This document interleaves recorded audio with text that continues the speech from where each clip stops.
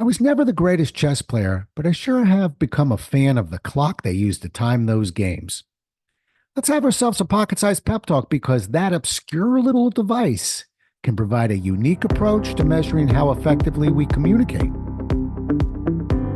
A Pocket Sized Pep Talk, the podcast that can help energize your business and your life with a quick, inspiring message.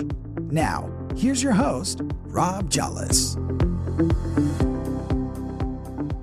It's common knowledge that the art of effective communication lies in our ability to ask questions and listen. I'm sure I didn't just tell you something you haven't heard before, but why is it so many people struggle with this simple concept? For years, I've tried to reinforce the necessity of asking questions. I've gone so far as to carry tape recorders to my seminars just to prove to people that they're not asking as many questions as they may think. The exercise is this. I ask people to pair up and each take 5 minutes trying to sell something to each other.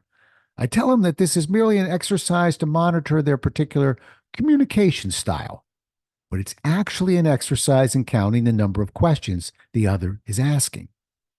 When the exercise has been completed, we talk about the importance of asking questions.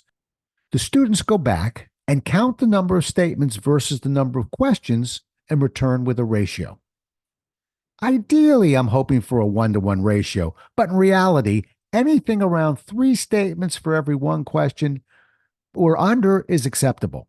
That ratio allows us to track the percentage of time those we are communicating with are talking versus the percentage of time we are talking. I've come to realize that although the exercise provides some strong indicators of success, the exercise is flawed for 2 reasons. First, too many questions may be worse than no question at all. There are those individuals who proudly announce that they've asked 30 questions. That's 30 questions in 5 minutes. Sounds pretty intense to me. Was that a conversation or an interrogation? We're not using questions as a weapon, merely as a way to engage others in a conversation. A ratio like this indicates the overuse of questions that require a yes or no response, or what's commonly referred to as closed questions. Imagine a conversation that went like this. Hi, nice to finally meet you. Do you like this restaurant? Yes. Are you hungry? Yes, I am. Isn't the weather warm this time of year? Oh, yes, it's really warm. We could let a conversation like that continue painfully, and it would score well in our statements versus questions ratio, but it could hardly be viewed as an effective conversation. Closed questions might be a great way to confirm information or to test understanding, but it's not the way to warm up a conversation.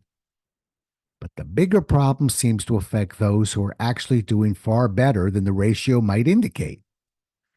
We want to make it comfortable for the other person to respond to our questions. Questions that can't be answered with a yes or no are referred to as open questions, and they're typically used to help open up a more reserved individual or to help others to expand on the information being provided. Early in a conversation, open questions are wonderful when the conversation has the potential to be the most awkward. Now, imagine a conversation that goes like this. Hi, nice to finally meet you.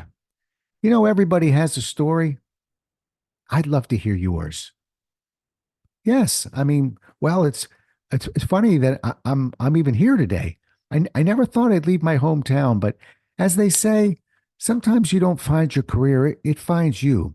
I was looking for a small company when one day, but now, let's go back to that classic exercise to measure communication effectiveness that counts the number of questions being asked. With the use of multiple open questions, that classic ratio might be somewhat unbalanced. But is the conversation itself unbalanced? The answer is no.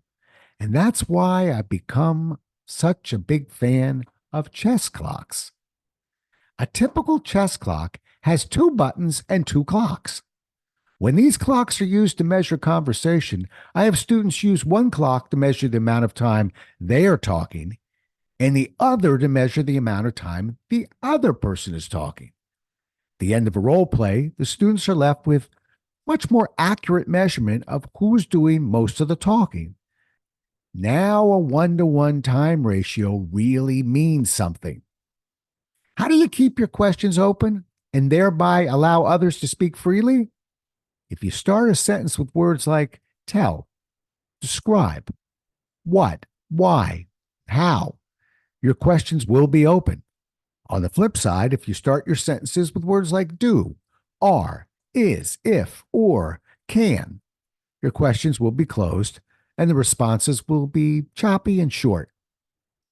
Mark Twain once said, the difference between the almost right word and the right word is really a large matter. It's the difference between the lightning bug and the lightning. All you need to do is focus on the first word out of your mouth, and you'll not only be using the right word, but you'll be also building the right question. Who knew such a simple device could provide such an accurate indicator of how well we communicate with others?